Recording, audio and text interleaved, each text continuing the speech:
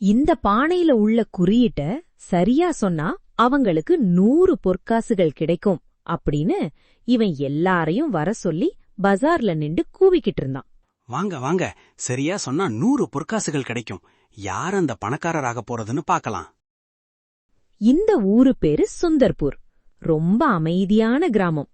எந்த ஒரு சலசலப்பும் இல்லாம அவரவர் வேலைய பாத்துக்கிட்டு இருக்கிற ஒரு சின்ன கிராமம்.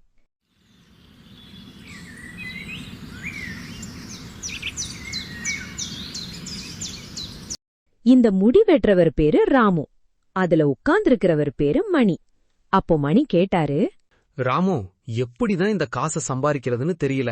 ஒருவேளை அது ஏதாவது மரத்துல காய்ச்சா நல்லா இருக்கும். எங்க வீட்ல 2 கள்ளிச்செடி இருக்கு. அதுல காசு காய்ச்சா எவ்வளவு நல்லா இருக்கும்.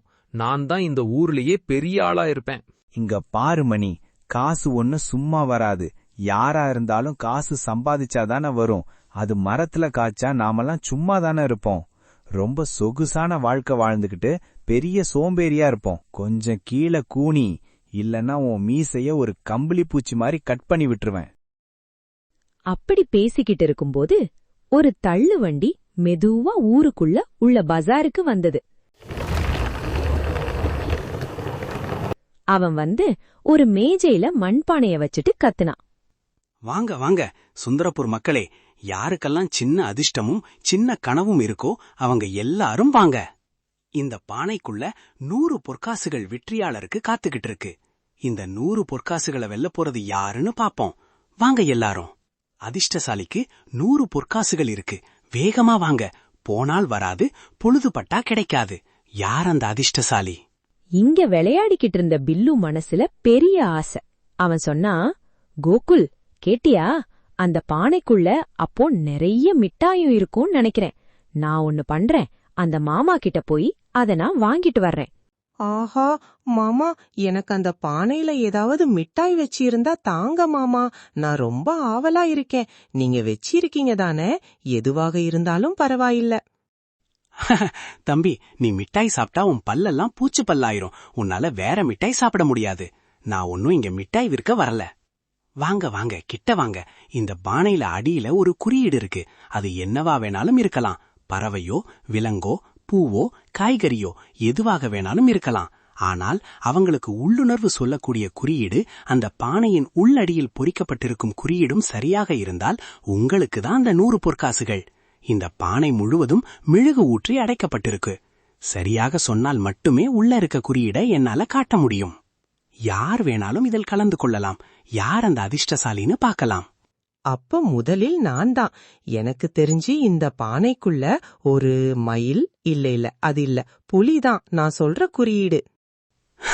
தம்பி, எந்த ஒரு பெரிய விஷயமும் சும்மா கிடைக்காது. ஞானத்திற்கு ஒரு விலை இருக்கு தம்பி. வீணாக நேரத்தை வீணாக்கும் முட்டாள்களை விலக்கி வைக்கவே ஒவ்வொரு யூகத்திற்கும் ஒரு சிறிய கட்டணம் வசூலிக்கப்படுகிறது. வெறும் 5 வெள்ளி நாணயங்கள் மட்டுமே. சரியாக யூகித்தால் நீ ஒரு மன்னனைப் போல தலை நிமிர்ந்து வீட்டுக்கு திரும்பலாம்.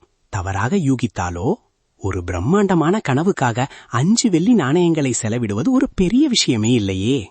அப்போ அங்க இருந்த பாட்டி ஒருத்தங்க, எனக்கு என்னமோ இத பாக்க ஒரு ஏமாற்று வளையம் மாதிரி தெரியுது அப்படின்னு சொன்னாங்க.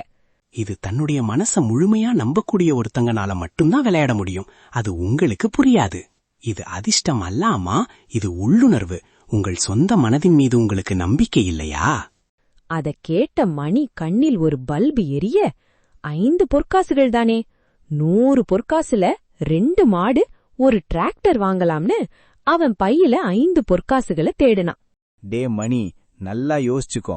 ஒரு முட்டலோட காசு 6 மாதிரி அளவில்லாம ரொம்ப வேகமா ஓடிடும். அடமணி, நீ வெறும் சந்தேக பேர்வழி.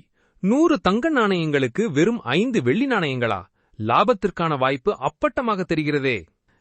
காசை அந்த நபர் கையில் ராமு சொல்வதை கேட்காம குடுத்துட்டு அவனுடைய குறியீடு என்னன்னு சொன்னான். எனக்கு தெரிஞ்சு என் உள்ளுணர்வு என்ன சொல்லுதுன்னா, இதுக்குள்ள ஒரு மீன் சின்னம் தான் இருக்கு. இது சரியா இருக்கும். சொல்லுங்க, சரிதானே? ஐயோ போச்சே, உன்னுடைய மீன் ஆற்றில் நீந்தி ஓடி போச்சு. மீன் கிடையாது, அது தவறான பதில். ஒவ்வொருத்தவங்களும் ஒவ்வொரு குறியீடு சொன்னாங்க. ஆனா எதுவுமே சரியில்லை, எல்லாமே தவறு அப்படின்னு அவன் சொல்லிட்டான். அவனுக்கு ஒரு சுருக்கு பை நிறைய பொற்காசுகள் சேர்ந்து போச்சு. அவன் சொன்னா, இந்த ஊர்ல வேற அறிவாளியே இல்லையா? எல்லாரும் இப்படி தோத்து போயிட்டீங்களே அப்படின்னு சொன்னதும் மெதுவா ராமுவும் அவன் கூட போட்டி போட வந்தான். அடடே, வா முடிவெட்டும் ராமு, உன்கிட்ட காசு இருக்காது.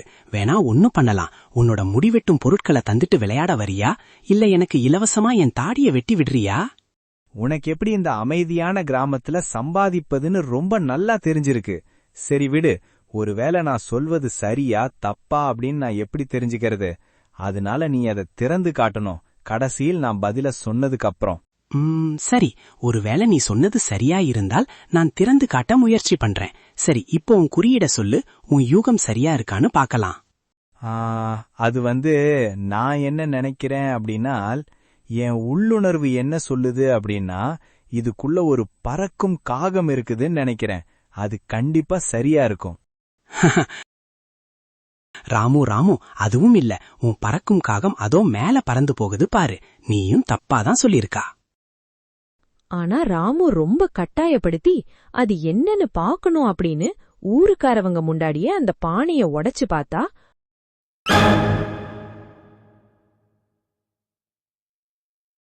அதில் வெறும் ஆற்று மண் மட்டும்தான் இருந்துச்சு. இந்த ஊரு மக்கள் எல்லாரையும் ஏமாற்றியிருக்கான். நீங்க எல்லாரும் கொஞ்சம் கூட சிந்திக்காமல் அவன் சொல்றது உண்மைன்னு நினைச்சு அந்த பானைக்குள்ள உண்மையாகவே குறியீடு இருக்கா, உண்மையாகவே 100 பொற்காசுகள் இருக்கா அப்படின்னு பார்க்காம கண்ணை கட்டி காட்டுல விட்ட மாதிரி காசுக்காக விளையாடி இருக்கீங்க. ஆனா இவன் ஒரு ஃப்ராட், உங்க எல்லாரையும் முட்டாளாக்கியிருக்கான்.